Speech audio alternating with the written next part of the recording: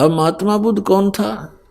ये स्वर्ग लोक से आया हुआ प्राणी था, पिछले पुण्यकर्मी प्राणी था, राजा का लड़का था। राज भी त्याग दिया क्योंकि वो सुख जो स्वर्ग में है यहाँ की किसी वस्तु में नहीं है, और जो सतलोक में है वो यहाँ के स्वर्ग में भी नहीं है। तो जो प्राणी जहाँ के सुख से कुछ प्रभावित होता है तो उसने उस आधार से राज त्याग दिया। तो उस सुख की तलाश में ये निकला घर से स्वयंभू, कोई संत मिला नहीं, अपनी मर्जी से पिछले अभ्यास से पिछले पुण्य के प्रभाव से इसने अपने आप ही हठ योग करना शुरू कर दिया, जो ये पहले किया करते हैं। हठ योग करने से इसने आहार भी त्याग दिया। गया के अंदर एक वट वृक्ष के नीचे बैठ कर इसने साधना की महीनों तक। इसके प्राण जाने को हो गए, अस्थि पिंजर सूख गया। एक माई ने इसके मुख के खीर खार लगा दी, धीरे धीरे तो चाटने लगा। तीसरे दिन इसने आंख खोल दी और फिर पेट भर अन्न खाया। उसके बाद इसने अपना अनुभव सुनाया। वेदों और गीता को आधार नहीं रखा, इसने बना दिया विधान के starvation could not lead to salvation, कि भूखा मरने से भगवान प्राप्ति नहीं हो सकती। बस इतना ही विधान पाया इसने इतने दिन डरे ढोकर।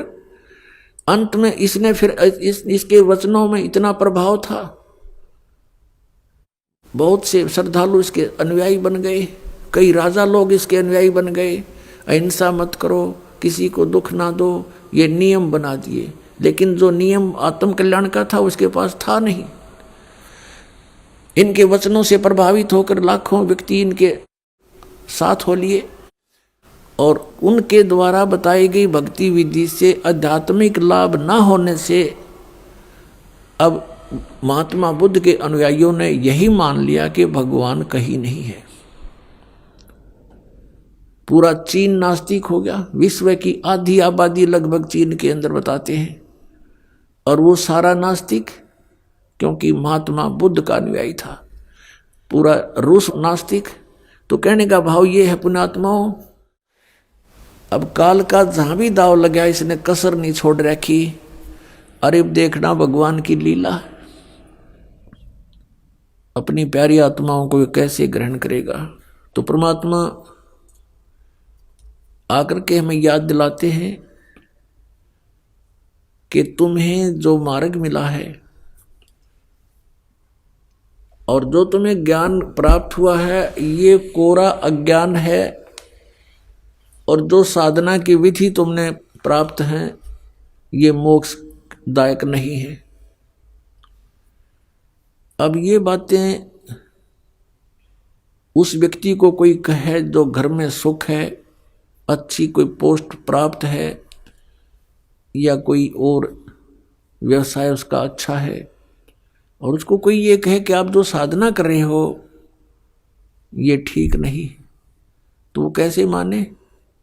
वो कहता मेरे तो सारे मौज कर रखी है मैया ने, कोई कह बजरंग बली ने, हम तो उनको पूजते हैं, मेरे सारे ठाठ कर दिए। तो पुण्यात्माओं, इन सभी जो अड़चने हैं काल की, ये ज्ञान से दूर होंगी, किसी के कथन से नहीं। जो जिस वस्तु को सत्य मान रहा है उसके सत्य मानने से नहीं, उसके गुणों से परिचित होने से हम उस परमात्मा को पा सकेंगे। और जिस वस्तु को हम लाभदायक मानते थे, और जब हम ज्ञान होगा हमें, तो फिर हम उसके गुणों से परिचित होंगे तो तुरंत त्याग देंगे। अपने आत्माओं, इस ज्ञान से बात बनेगी,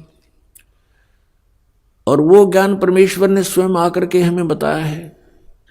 परमात्मा कहते हैं मैं रोवत हूं सृष्टि को, सृष्टि रोवे मोहे, कहे कबीर हमरे वियोग को समझ न सकता कोई।